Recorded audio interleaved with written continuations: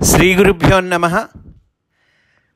శ్రీమద్భాగవతమునకు మాస్టారు ప్రసాదించిన వివరణను చెప్పుకుంటూ ఉన్నాము.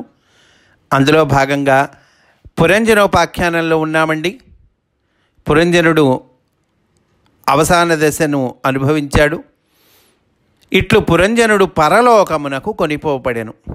అతడు పూర్వము నిర్దాక్షిణ్యముగా వేటాడి అనేక జీవులను వధించెను. యజ్ఞములను పేరున జంతువులను పశువులుగా చంపెను. అవి సమయమునకై వేచి ఉన్నవి. యమలోకమున ప్రవేశించిన పురంజనుని గమనించి అవి మీదపడి వానిని ఖండఖండములుగా చీల్చి చెండాడినవి. ఈయన యమలోకంకి వెళ్ళాటండి. అప్పుడు ఈయన ఎవరినైతే హింసించాడో పశువులు అవి ఈయన మీదపడి ఖండఖండాలుగా చీల్చి చెండాడినయట. ఇక్కడ మాస్టారు రహస్య ప్రకాశాన్ని చేస్తూ ఉన్నారు, రహస్యాన్ని ప్రకాశితం చేస్తూ ఉన్నారు. దీనిలో ఎంత అర్థం ఉందో చూడండి, మనకి ఎన్ని సందేహాలు నివృత్తి అవుతాయో చూడండి. మాస్టర్ చెప్తున్నారు, తాను చేసిన హింసలు తన సంస్కారములుగా తనలోనే మిగిలిపోవును. మనం చేసినటువంటి చెడ్డ పనులు, హింసలు ఏవైతే ఉన్నాయో తన సంస్కారములుగా తనలోనే మిగిలిపోతాయిట, మనలోనే మిగిలిపోతాయి. దేహము వీడిన వెనుక తప్పిన తెలివి మరి ఒక లోకమున మేల్కొనును. దేహం విడిచిన తర్వాత ఆ తప్పినటువంటి తెలివి ఉంటుందే, మరో లోకంలో మేల్కొంటుంది ఆ తెలివి. అచ్చట ఈ సంస్కారములు స్మరణకు వచ్చి సత్యములై వర్తించును. కనుక జీవుడు సత్యముగా ఖండింపబడును. దేహము పోయిన వెనుక కూడా అభ్యాసవశమున స్మరణలో అదే దేహము ఖండింపబడును. దేహం ఉన్నదా మనకి ఖండింపబట్టానికి? అంటే కనుక దేహం పోయింది, ఇక్కడే వదిలేసి వెళ్ళిపోయాంగా. కానీ అభ్యాసము, ఆ ప్రాక్టీస్ మనకి శరీరం ఉన్నటువంటి అభ్యాసం అవుతుంది కదా, దేహంతో ఉన్నంతకాలం ఆ ప్రాక్టీస్లో ఉంటాం మనం. కనుక అభ్యాసవశమున స్మరణలో అదే దేహము ఖండింపబడును. ఉదాహరణకు శస్త్రచికిత్సచే కాలు ఖండింపబడిన వెనుక ఏదైనా ఆపరేషన్ చేసి కాలు తీసేశారండి. కొంతకాలం వరకు ఆ తొలగింపబడిన కాలున్న చోట భాగములు నొప్పి పెట్టుట, దురద పెట్టుట జరుగును. ఏదైనా ఆపరేషన్ జరిగి కాలు కొంత భాగం తీసేశారనుకోండి, తీసేసిన తర్వాత కూడా అక్కడ ఒక కాలు ఉంది, ఆ కాలుకి నొప్పి పెడుతుంది, ఆ కాలుకి దురద పెట్టడం ఉంటుందటండి. ఎట్లా ఉంటుంది? ఇది వైద్యులు గమనించిన అనుభవ సిద్ధమైన విషయము. వైద్యులు కూడా వాళ్ళ అనుభవంలో ఇది చూశారు. ఎలా ఉంటుందండి అంటే మాస్టర్ చెప్తున్నారు, చాలా ఇంపార్టెంట్ అండి. ఆ కాన్సెప్ట్ తేలిక చేసి చెప్తున్నారు మాస్టారు. భౌతికముగా తొలగింపబడిన వెనుక అచ్చటనే మానసికమైన కాలుండును. ఆపరేషన్ చేసి తీసేశారు కాలు, భౌతికంగా కాలు లేదు, కానీ అక్కడ మానసికంగా కాలు ఉంటుంది. ఎందుకని? అభ్యాసవశమున. అప్పటిదాకా కాలుతో బతికంగా మనం, అందువల్ల అభ్యాసవశమున అక్కడ ఏమవుతుంది? మానసికంగా కాలు ఉంటుందట. దానికి నొప్పి దురద ఉండును. ఆ మానసికమైన కాలు అక్కడ ఉంటుంది, దానికి నొప్పి ఉంటుంది, దానికి దురద ఉంటుంది. భౌతికమైన కాలున్నప్పుడు కూడా దురద నొప్పి మానసికములే కానీ భౌతికములు కావు. ఒకవేళ నిజంగానే కాలుంది, ఆపరేషన్ చేయకముందు అప్పుడు కూడా దురద నొప్పి ఉన్నా కూడా అవి మానసికమేనయ్యా, అవి భౌతికం కాదు. నొప్పి దురద చూపించమంటే చూపించగలమా? ఏది నొప్పి అంటే ఎక్కడుంది? చూపించలేం. దురద చూపించలేం. అంటే ఏంటి? అవి మానసికములు, భౌతికాలు కావు. కనుక భౌతికంగా కాలున్నప్పుడు కూడా అవి మానసికములే. ఒకవేళ కాలు లేకపోయినా కూడా అక్కడ మానసికమైన కాలు ఒకటి ఉంటుంది మనకి. ఎందుకని? అభ్యాసవశమున, అప్పటి వరకు అలవాటై ఉంది కాబట్టి అక్కడ ఒక మన మానసికమైన కాలు ఉండి మళ్ళీ దానికి దురద పుట్టడం, నొప్పి పుట్టడం. అట్లే దేహము విడిచిన వెనుక అలాగే ఎలా అయితే ఆపరేషన్ చేసి తీసేస్తే ఆ కాలు లేదో, అట్లాగే దేహము విడిచిన వెనుక కొంతకాలము వరకు స్మరణలోకమున దేహముండును. ఉంటుందట. దేహం విడిచినా కూడా దేహం ఉంటుంది. ఎందుకని? ఇందాక చెప్పారుగా, కాలు తీసేసిన కాలు మానసికంగా ఉంటుంది, దానికి నొప్పి బాధ ఉంటుందని. అలాగే దేహం విడిచిన తర్వాత కూడా కొంతకాలం వరకు స్మరణలోకము, అక్కడ దేహం ఉంటుంది. దీనినే యాతనా శరీరము అందరూ. యాతనా శరీరం అంటారు దీన్ని. ఇది ఉన్నంత వరకును దీని పూర్వబాధలు వ్యాధులు ఉండును. మనస్సునకు భౌతికముతో ముడి లేదు కనుక ఈ స్మరణకు సత్యాసత్యముల భేదము లేదు. కలిగిన ఏ స్మరణమైనను సత్యముగా అనుభవింపబడును. ఇది యమలోక బాధల వర్ణనములో తెలియదగినది. దేహమున ఉన్నప్పుడు తనపై ఆ సన్నివేశములు ఎంత లోతుగా ప్రభావము చూపెనో అంతటి సుదీర్ఘకాలము దేహము విడిచిన వెనుక ఈ నరక బాధలుండును.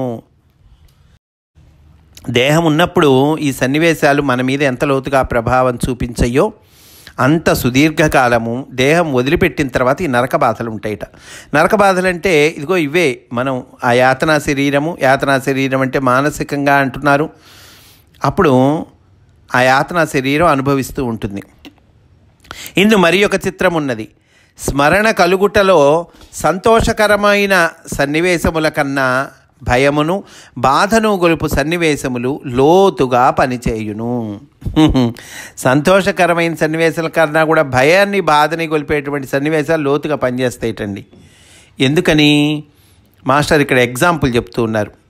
మనకి ఆ భయాన్ని బాధని గొలిపే సన్నివేశాలు ముందు గుర్తుకొస్తాయిటండి. మనము ఒక పొరుగురు పోయినప్పుడు ఒక వేరే ఊరు వెళ్ళాం. అక్కడ మనం అనేక మందికి సహాయం చేసిన వాళ్ళు ఉన్నారు. అంటే మనము సహాయం చేసిన వాళ్ళకి అట్లాంటి వాళ్ళు ఆ ఊళ్ళో ఉన్నారు. బాగుంది. అయితే మనం అవమానించిన వాడు కూడా ఉన్నాడు అక్కడ అనుకుందాం.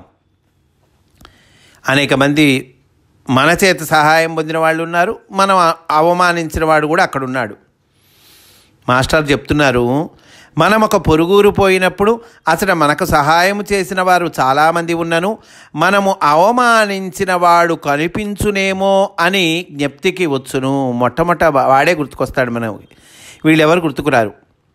యమలోకమున ఇట్టివన్నీ ఒక్క పెట్టున స్మరణలుగా దండెత్తి వచ్చును. అందువల్ల మనం చేసిన హింసలు కానీ బాధలు కానీ మనం చేసిన చెడ్డ పనులు ఇవన్నీ స్మరణలుగా దండెత్తి వస్తాయి. స్వప్నమునందువలే అంటే కలలోలాగా అంటున్నారండి మాస్టర్. కల్లో మనము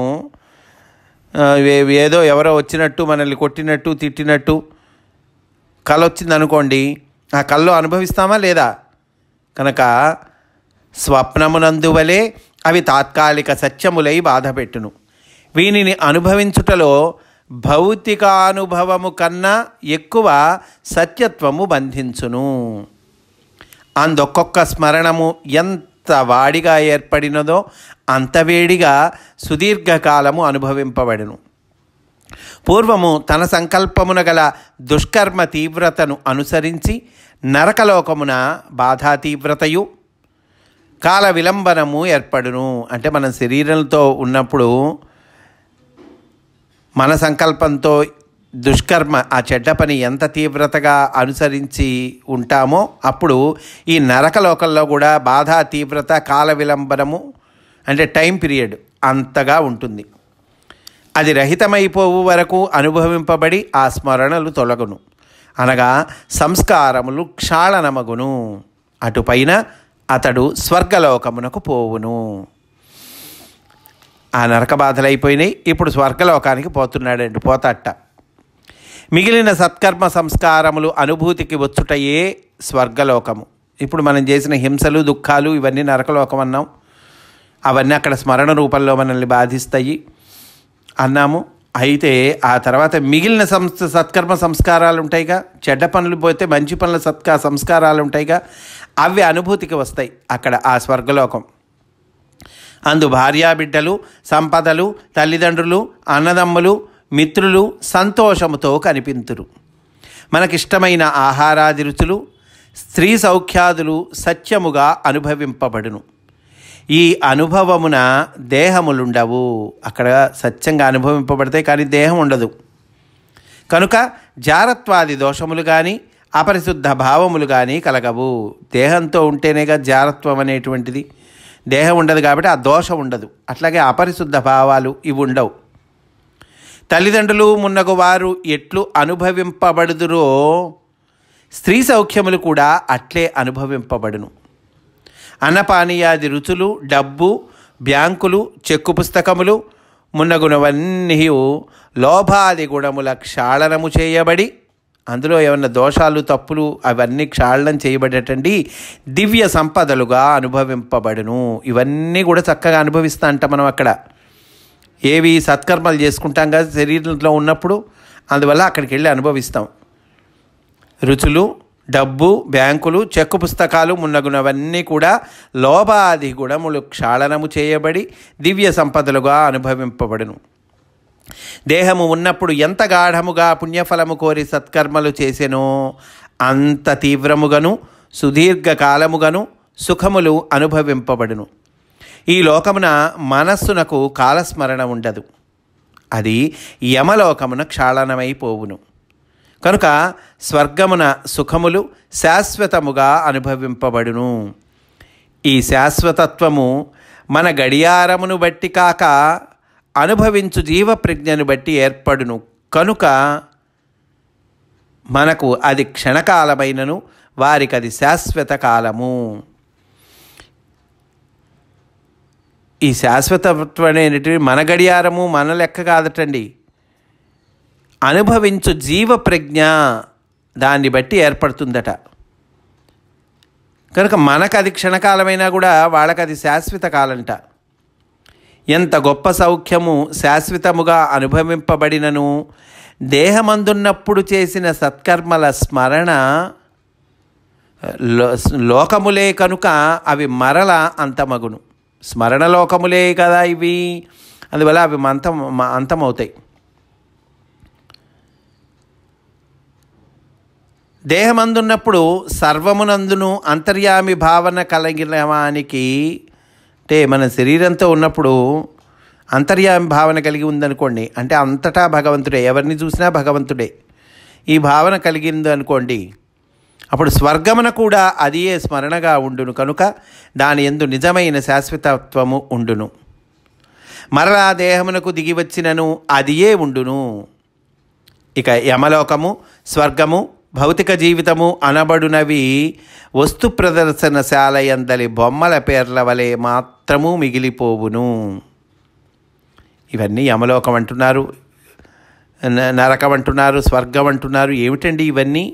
ఇదిగో మనము మానసికంగా ఈ దేహాన్ని వదిలేసిన తర్వాత కూడా ఆ స్మరణ మాత్రం చేత, ఆ స్మరణ ద్వారా మానసికంగా మనము అవన్నీ అనుభవిస్తాం, దాని ఫలితాలు అనుభవిస్తాం. అదే నరకం అంటే, స్వర్గం అంటే. యాతనా శరీరం అంటున్నారు మానసికంగా ఉండేటువంటి దేహం. అయితే మరి ఏమిటండి మరి నరకము, ఇవి లోకము, ఇవేదో ప్రత్యేకంగా ఎక్కడ ఉంటాయి కాదు అంటున్నారు. అవి భౌతిక జీవితము అనబడునవి వస్తు ప్రదర్శనశాలయందలి బొమ్మల పేర్ల వలె మాత్రము మిగిలిపోవును. అట్లే జనన మరణాదులు కూడా, పుట్టటం చావటం కూడా అంతేనండి, జనన మరణాదులు కూడా అంతే. అంటే జనన మరణాదులు లేవని కాదు అక్కడ అర్థం. అనగా వానికి జనన మరణాదులు లేవు, వాడికి ఉండవు జనన మరణాదులు. అంతేకాని పుట్టడనే అర్థము కాదు. పుట్టుట బంధమైనచో అవతారమూర్తుల గతి ఏమి? పుట్టటం గనక బంధమైతే అవతారమూర్తుల గతి ఏమి? అంతర్యామి ఇందరు జీవులుగా పుట్టియు ఎట్లు జనన మరణములు లేనివాడో వాని స్మరణము మరువనివాడు కూడా అట్లే. దేవలోకమునందైనను భూలోకమునందైనను నరకలోకమునందైనను నాకు నివాసం ఏర్పడినచో బాధ లేదు. నీ స్మరణము మాత్రము జారిపోకుండా అనుగ్రహింపుము అని కులశేఖరుడు ముకుందమాలలో ఉపదేశించినది ఈ రహస్యమే అంటున్నారండి మాస్టర్. కులశేఖర ఆళ్వారులు ముకుందమాలలో అంటారు, అయ్యా భూలోకమైనా పర్వాలా, నరకలోకమైనా పర్వాలా, దేని యందైనా పర్వాలా, అక్కడ ఎక్కడ నేనున్నా పర్లే, కానీ నీ స్మరణము మాత్రము ఉండాలయ్యా, నీ స్మరణము నుండి నేను జారిపోకుండా ఉండాలి, అది అనుగ్రహింపు అని కులశేఖరాళ్వారులు ప్రార్థన చేస్తారు. దాని రహస్యము ఇది అంటున్నారండి మాస్టారు. ఇట్లు ఇంకా కథాభాగంలోకి వద్దామండి. ఇట్లు స్త్రీ సాంగత్యమున మునిగి జీవించిన దోషము చేతను, అంతులోని వ్యామోహమున ఆయువు నిండిన దోషము చేతను చాలా కాలము పురంజనుడు నరక బాధలు అనుభవించెను. అప్పుడు కూడా భార్య స్మరణ మానలేదు. మిగిలిన సంస్కారములన్నీ తొలగిపోయిన తర్వాత కూడా చుట్టరికము, స్త్రీ పురుష సంబంధ సంస్కారము మిగిలిపోవును. మిగిలిన సంస్కారాలు తొలగిపోయిన తర్వాత కూడా ఇవి ఉంటాయిటండి. చుట్టరికం ఉంటుంది, స్త్రీ పురుష సంబంధ సంస్కారం ఉంటుంది. అది పూర్తి కాకుండగానే అతడు మరలా దేహము ధరించెను. ఇంకా ఈ మోహం ఏంటండి? ఈ స్మరణ ఉంది కదా, చుట్టరికము, స్త్రీ పురుష సంబంధము, అది పూర్తి కాల మళ్ళా దేహాన్ని ధరించాడు. కనుక ఈ మారు స్త్రీదేహముతో పుట్టెను. ఈసారి స్త్రీదేహంతో పుట్టాడు. విదర్భరాజు పుత్రికగా జన్మించెను. ఈ పురంజనుడు ఏం చేశాడండి? విదర్భరాజు పుత్రికగా జన్మించాడు తర్వాతి జన్మలో. ఆ విదర్భరాజు పుత్రిక కథ ఏమిటి అనేటువంటిది రేపటి రోజున మనము చెప్పుకుందాము అని సవినయంగా మనవి చేసుకుంటూ, స్వస్తి. వాసుదేవ.